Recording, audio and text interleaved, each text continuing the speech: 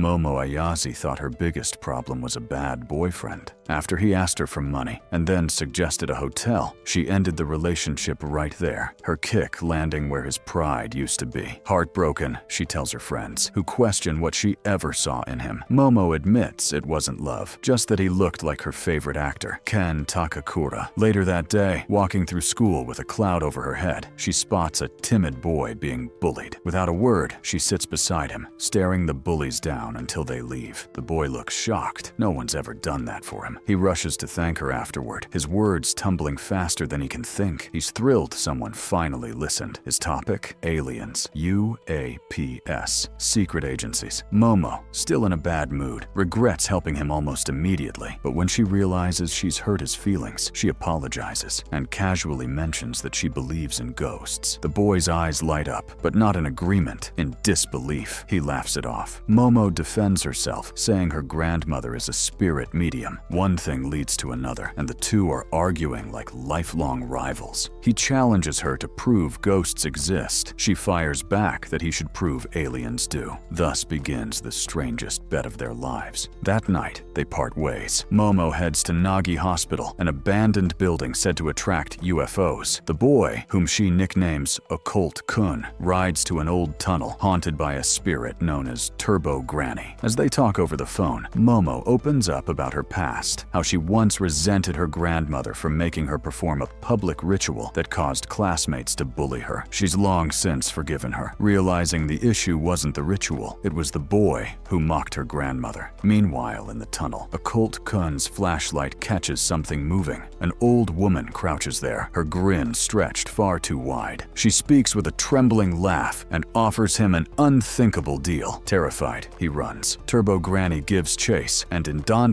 when Turbo Granny catches you, you're cursed. Through the phone, Momo hears his screams. She warns him about the curse and races toward him, but before she can reach the exit, she's met by 3 towering figures. Aliens. Everything goes white. She wakes tied to a chair in her underwear. The creatures call themselves Serpos, beings seeking to steal human reproductive organs to create life. They restrain her with psychokinesis, trying to extract what they came for. As they proceed, her phone rings, and the aliens freeze. Something else has entered the room. Turbo Granny. Only, it isn't the ghost anymore. It's Okarun, possessed by her. He attacks the aliens, biting and tearing with unnatural speed. When he's pinned down again, he cries out to Momo, apologizing for being weak, for never having friends until he met her. The Serpos ignore him until the air crackles. Momo remembers her grandmother's words, "Release your ki." Her body glows. The bindings snap. With a single kick, she sends one alien through the wall, tearing apart their ship. The UFO collapses around them. Turbo Granny, still inside Okarun's body, tries to finish him, but Momo suppresses the possession with her newfound psychic power. Before fading, the ghost hisses one last warning. She's taken Okarun's manhood, and the only way to break the curse is to face her again in the tunnel. As they climb from the wreckage, both realize the truth. Ghosts and aliens exist. When Momo asks his real name, he stammers, Ken Takakura. Momo freezes, thinking of her favorite actor, then immediately forbids him from using it. She calls him Okarun. He protests, but she wins. Morning comes. Momo invites Okarun to her house to rest until nightfall, when they can confront Turbo Granny again. As he passes through the Torii Gate, flames erupt around him. Momo panics and launches him into the river with her powers. She realizes the gate's protective talisman mistook him for a spirit and removes it. Inside, she laughs at his hair, now fried into an old lady perm. Okarun's mortified. Then panic sets in when he discovers what Turbo Granny stole. Momo teases him, but softens when he confesses why he first approached her. He was lonely and didn't want to lose his only friend. She reassures him gently, "You're not the problem. You just built your own walls." Okarun tears up, then ruins the moment with a rude remark. Momo smacks him, ending the heart-to-heart. A sudden ring breaks the silence. Momo frowns. That's the spirit doorbell. The chime meant for unwanted guests. The talisman she removed allowed something in. They rush outside, but the world warps around them. A black mist fills the yard. Their noses bleed. Then a massive figure descends from above, an alien towering like a giant in robes. The Flatwoods monster. It bellows accusations about broken promises and vows to take their banana organs. Okarun and Momo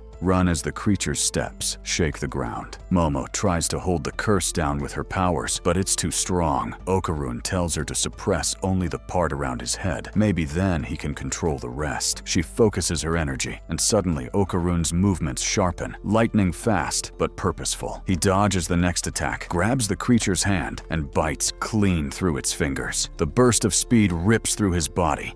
He coughs blood. Momo yanks him to safety just before a giant foot crashes down. They regroup. Momo notices the creature's fighting style, like a sumo wrestler. If they can make it fall, it loses. She uses both hands, her right to suppress Okarun's curse, her left to drag the alien downward. Okarun smashes its leg. She pulls its body. The monster crashes into the ground, disintegrating into light. They've won. Momo collapses, exhausted. Okarun kneels beside her, but without her suppression, Turbo Granny's curse surges again. Night fades into morning. Okarun, half transformed and out of control, nearly attacks Momo. Before he can, a brick flies through the air, striking the ground at his feet, burning with a drawn seal. A woman stands in the doorway, holding a bat and wearing curlers. Seiko Ayase, Momo's grandmother. Mess with my granddaughter, she says, and I'll mess with your afterlife. Turbo Granny lashes out, but Seiko already has 2 barriers drawn, one around herself, one trapping the ghost. Every time the spirit crosses the line, fire erupts. Seiko doesn't flinch. She beats the ghost with her bat,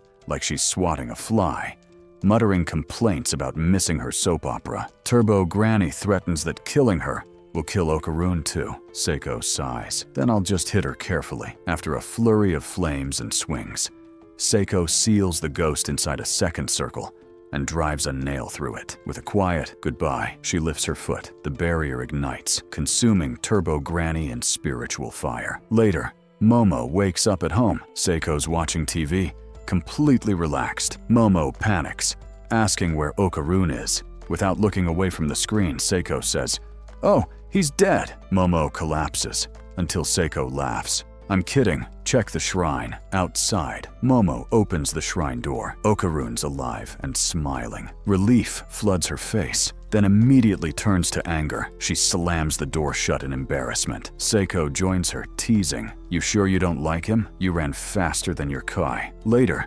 Seiko admits she faked Okarun's death to test Momo's feelings and reveals what she's learned. Turbo Granny fused with another earthbound spirit in the tunnel, becoming even stronger. Even Seiko can't face her now, but Momo insists. "I have to help him. It's what Ken Takakura would do." Seiko smirks. "That actor? Or the boy?" Momo doesn't answer. Agreeing to help, Seiko crafts protective garments for both of them. Try not to ruin them. They're limited edition. Training begins. Momo practices suppressing the curse using her sense of touch, not sight, as her grandmother instructs. Okarun struggles, desperate to use the bathroom, but Seiko forbids it until Momo masters control. The result: one psychic girl, one cursed boy, one open bathroom door, and a grandmother yelling advice. Comedy writes itself, then everything stops. Seiko's nose bleeds. Turbo Granny appears, speaking through Okarun, her voice distorted and cold. She threatens to kill anyone Okarun's eyes have ever met,